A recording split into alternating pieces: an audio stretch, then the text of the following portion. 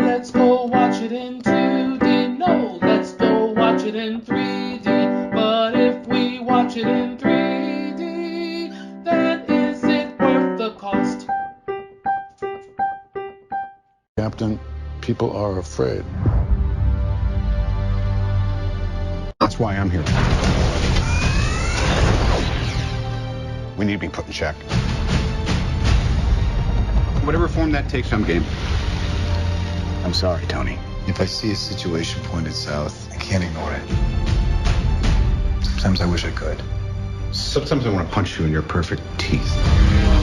Hello, hello, hello. This is Adolf Vega from 3D or 2D.com. And today I'm reviewing the newest Marvel Cinematic movie, Captain America Civil War. As always on 3D or 2D.com reviews, I'll mention the 3D element first. Okay, so I actually did not see this in 3D. Unfortunately, the screening I went to was only in 2D. So, James, what did you think of the 3D of this movie? I really thought that the 3D was pretty good. I felt that a lot of the scenes worked way better in 3D, including all the fight scenes. They just looked better because the images were popping out of the way 3D should be. And I'm really thinking that as these Marvel films go on, as an Ant-Man was pretty good with the 3D, and this was pretty good with 3D. We're moving in that direction of becoming better at making a 3D experience. Okay, so what would you give the 3D of this movie? I'd probably give it a good, because I feel that while it's not essential, they haven't completely mastered 3D, it's better to watch it in 3D than it is in 2D. Okay, any specific scenes that you really loved? The scene in the middle of the film, which, no spoilers, but it's a massive fight scene between the two sides, and it takes place in an airport. And Okay. it looks very good. There are certain characters just pop right into the screen. Okay. Well, I guess it's going to be a good 3D. Thank you, James, for this.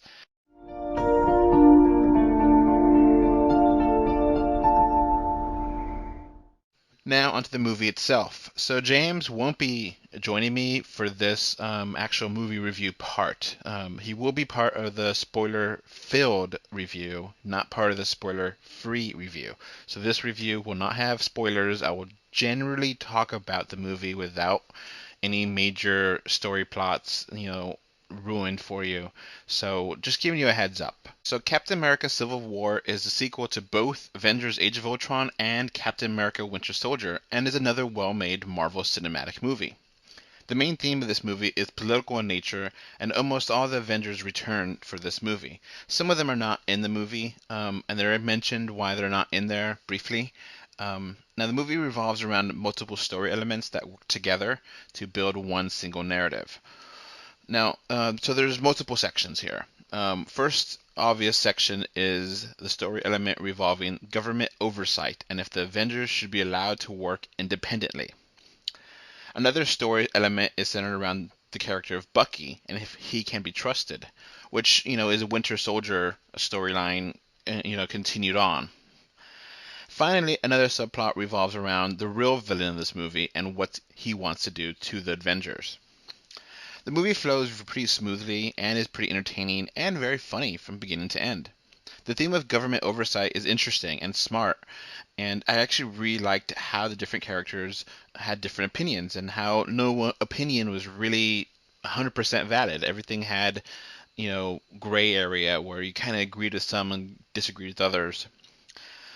Now, this oversight actually makes sense after the events of the previous movies, so I actually think it's implemented well, but it also does feel rushed because it's completely out of nowhere and only for this movie. Like, you don't see this build up anywhere else, which is kind of disappointing considering how big the Marvel Universe is. You'd think, you would see this somewhere else mentioned, these Slavokoia Accords or something. It just kind of comes out of nowhere. And for something that's such a big deal, I would expect it to be a little bit more developed, a little bit more, I know it's kind of boring I know it's not necessarily super interesting to everyone, but I kind of want to see how this process played out in the governments, because it's not that easy just to make a big new regulations and laws like this. So I know, Captain America Civics is not necessarily fun, but I think it would be interesting to see how it actually played out. And that's one thing that I don't really like about this movie, is that I feel like it was just not really clear how it ended up and what exactly the regulations and the new rules are doing. They kind of give ideas, but they kind of gloss over it a little bit. So it's a good idea. It's a very well, the nugget of the idea is there. They just don't follow up with it. And I wish there was more toward the back end and toward the both ends, the front and the back of this movie, where it just like, give me a little bit more before, a little bit more after with this government aspect. Now, I mentioned earlier that there's, the third part of the story is the actual villain, and fortunately, this villain is very, very, very cliche, basic, and forgettable. I don't remember his name. It was something with a Z, and I just didn't really. I understand his motivation. I just didn't really care enough to say, oh yeah, he's a really good villain. He's really well developed. You kind of get some insight on his character, but it's really rushed, and it's just a really weak villain there, unfortunately. So I mentioned that some of the characters are here Avengers characters, and some of them are not. One of the newest members of the Avengers is absent from a few key scenes for no apparent reason. I won't say which one. This is a review without any spoilers, but it's kind of weird that he just kind of appears, and yeah, it's just a little bit strange when he doesn't appear. Movie does have new characters, and they actually haven't been presented in this cinematic universe. One new character is Spider-Man, who is reintroduced into this movie and feels very different, yet familiar to the Spider-Mans we've seen in the Sony movies. Spider-Man is much younger. He's very funny. He's very articulate, and I really like him. He basically stole the middle of the movie, and he has great chemistry with all the other characters on screen. He works. I enjoyed how well choreographed he was in fights, how he handled himself in fights, how, he just had a really good, funny presence, and I dig this Spider-Man a lot.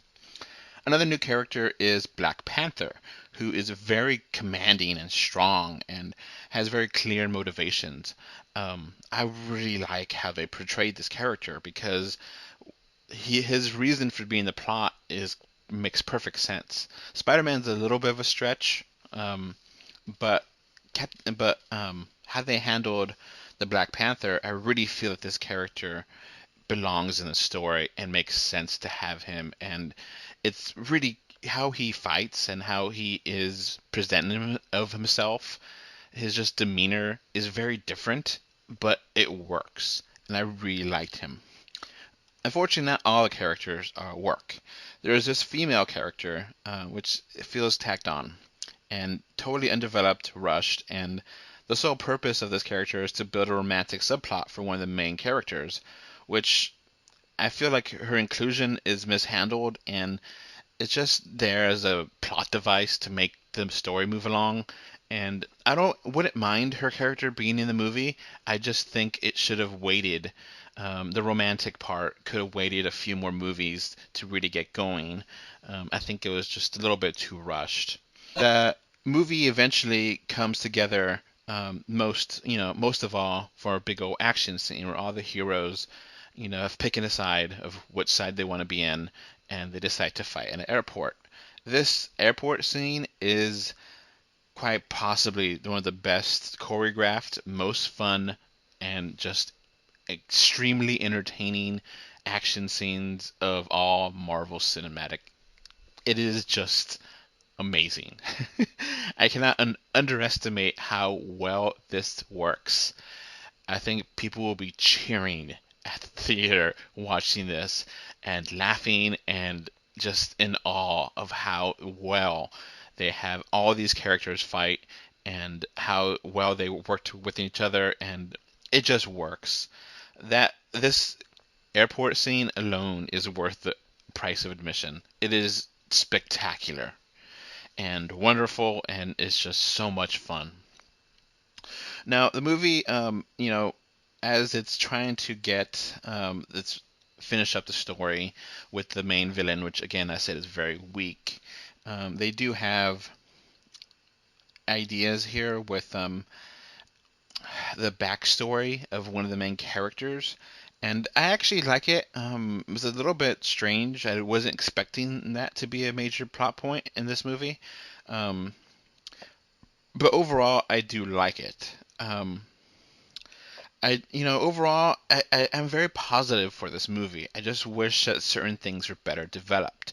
Like I said, the government accords really seem to be glossed over. The main villain is very weak and forgettable, and I want a little bit more.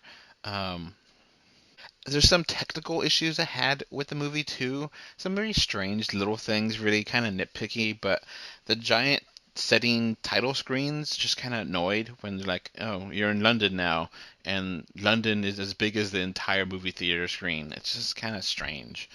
And then some action scenes had a really bad shaky cam, so it kind of distracted me a little bit. These are really small issues. But overall, I still really enjoyed myself, and I thought this is one of the better, if not the top tier of the Marvel Cinematic movies. I just wish that they would have developed the story a little bit better with the government accords, with the female character, and explain why some characters are not in this movie as much as they could be. So overall, I'm going to give this movie a 8 out of 10. I still really recommend it. So if you are interested in the Marvel Cinematic Universe and have seen the previous movies, this is going to be a big treat for you. If you haven't, it may be kind of hard to watch of it because it's a little bit dependent on the previous movies, which is fine. This is a big popular movie franchise, so I understand a lot of people have seen these movies. But just as a heads up, if your sister wants to see the movie with you and she's never seen, she only watched Avengers, she might be lost. So anyway, that's going to be it for this review. Thank you for listening. Bye. I know we're not perfect, but the safest hands are still our own.